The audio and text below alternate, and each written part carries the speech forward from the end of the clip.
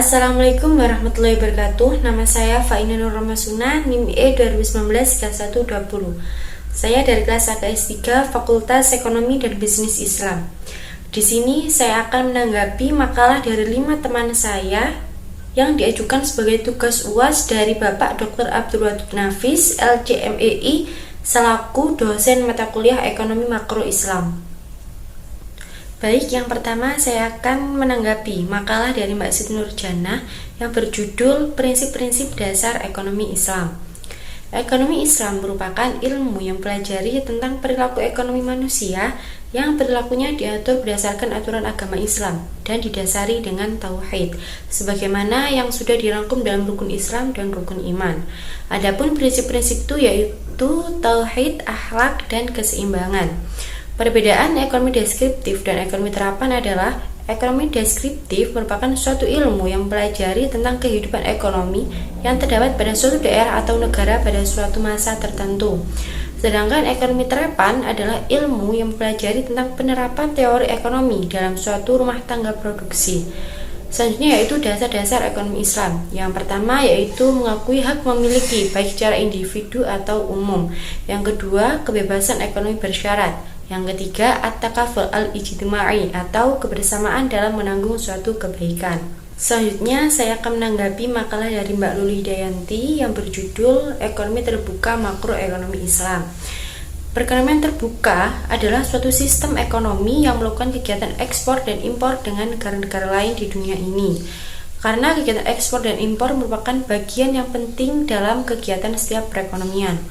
Perekonomian terbuka atau perekonomian 4 sektor merupakan suatu negara yang mempunyai hubungan ekonomi dengan negara-negara lain. Dalam perekonomian terbuka, sebagian produksi dalam negeri diekspor atau dijual ke luar negeri, dan di samping itu terdapat pula barang di negara itu yang diimpor dari negara-negara lain. Perekonomian terbuka dinamakan juga sebagai perekonomian 4 sektor, yaitu suatu ekonomi yang dibedakan kepada 4 sektor, yaitu yang pertama, sektor rumah tangga, yang kedua, sektor perusahaan, yang ketiga, sektor pemerintah, dan yang terakhir, sektor luar negeri.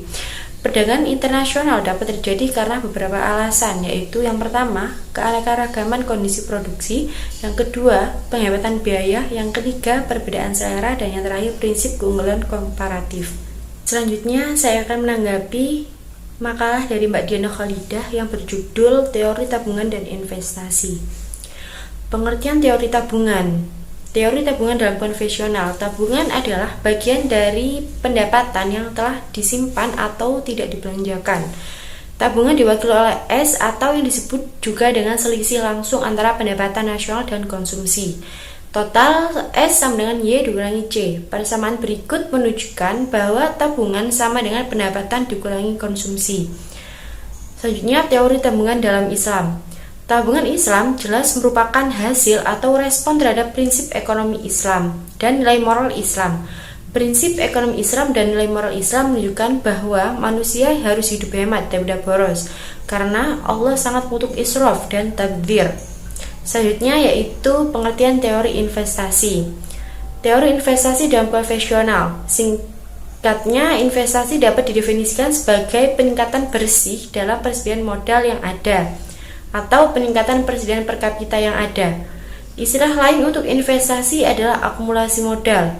Oleh karena itu, dalam ilmu ekonomi makro, pengertian investasi atau akumulasi modal berbeda atau berbeda dengan modal. Ada 3 bentuk pengeluaran investasi, yaitu yang pertama, investasi tetap, yang kedua, investasi residensial, dan yang terakhir, investasi persediaan. Selanjutnya yaitu teori investasi dalam Islam. Teori investasi yang menggunakan metode ekonomi Islam tentunya berbeda dengan teori investasi tradisional. Perbedaannya yaitu fungsi investasi dalam ekonomi tradisional dipengaruhi oleh suku bunga, yang tentunya tidak berlaku untuk metode ekonomi Islam. Selanjutnya saya akan menanggapi makalah dari Mas Imam Zainuri yang berjudul Kebijakan Moneter dalam Ekonomi Islam. Ekonomi moneter merupakan suatu cabang ilmu ekonomi yang membahas tentang peranan uang dalam mempengaruhi tingkat harga dan tingkat kegiatan ekonomi dalam suatu negara. Kebijakan moneter adalah suatu usaha dalam mengendalikan keadaan ekonomi makro agar dapat berjalan sesuai dengan yang diinginkan dengan cara mengatur jumlah mata uang yang beredar dalam perekonomian atau langkah pemerintah untuk mengatur penawaran uang dan tingkat bunga. Selanjutnya yaitu jenis-jenis kebijakan moneter, yaitu yang pertama kebijakan moneter ekspansif, yang kedua kebijakan moneter kontraktif, yang ketiga operasi pasar terbuka, yang keempat fasilitas diskonto, yang kelima himbauan moral, yang keenam rasio cadangan wajib. Selanjutnya yaitu hal-hal yang perlu diperhatikan dalam kebijakan moneter. Yang pertama yaitu inflasi penargetan, yang kedua harga penargetan tingkat, yang ketiga agregat moneter, dan yang terakhir nilai tukar tetap. Selanjutnya saya akan menanggapi makalah dari Mbak Nurul Maghfirah yang berjudul Institusi Keuangan Publik. Sektor keuangan publik mengalami perkembangan yang cukup dinamis dari masa ke masa. Perkembangan sektor ini karena sangat erat kaitannya dengan kebijakan pemerintah dalam mengurusi perekonomian rakyatnya. Perkembangan ini juga dipengaruhi oleh karakter sistem pemerintah yang terjadi pada masa tertentu.